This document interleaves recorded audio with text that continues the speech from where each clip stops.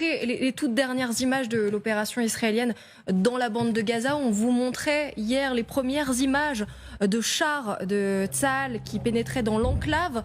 On découvre maintenant les premiers fantassins déployés. Alors vous nous disiez, Didier, ça fait déjà plusieurs jours qu'ils sont à pied. En revanche, ça, ce sont les premières images qui nous parviennent de l'armée israélienne. On y voit Tsahal qui est avec des soldats donc à pied, qui prennent position dans différentes maisons, dans des bâtiments. Alors sur ces images-là, on ne voit pas de combat à proprement parler, mais plutôt des zones qui semblent sécurisées. Sauf que des affrontements, il y en a eu. L'armée israélienne a annoncé aujourd'hui la mort de 2 de ses soldats dans des combats justement dans le nord de Gaza. Tsahal a déclaré qu'ils étaient morts quelques heures après avoir mené de féroces combats avec le Hamas.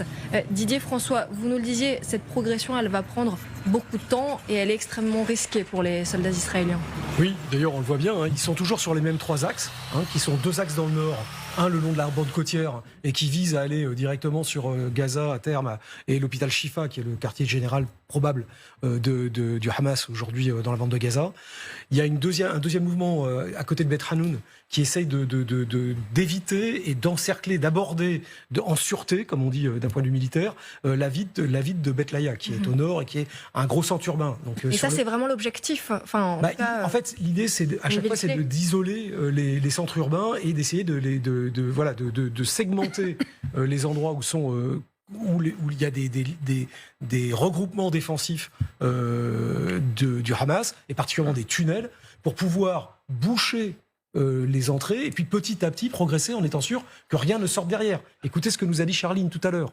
Le risque, c'est bien ça, c'est que derrière les avancées de l'infanterie et des blindés et du génie israélien, on voit bien le génie, et pourquoi il y a ces éléments de génie, ces gros bulldozers, c'est pour pouvoir justement boucher des tunnels, casser les positions défensives qu'aurait mis le Hamas, parce que le risque serait qu'ils reviennent sur les arrières des troupes qui avancent. Et donc voilà, c'est ça que petit à petit, ils sont en train de faire. C'est pour ça que ça va prendre du temps. Tout ça sera très meurtrier. Ce qui m'a marqué, ce qui marque cette soirée, d'abord, comme vous le disiez, ce sont les morts israéliens, les soldats israéliens qui commencent à mourir. Et puis, on va le voir plus tard, ce sont les très nombreux civils palestiniens tués dans le bombardement de Jabalia, très grand bombardement israélien pour tuer, dit Israël, un représentant du Hamas qui a été actif dans l'opération de 7 octobre, mais le patron il y a beaucoup de civils qui sont morts avec lui.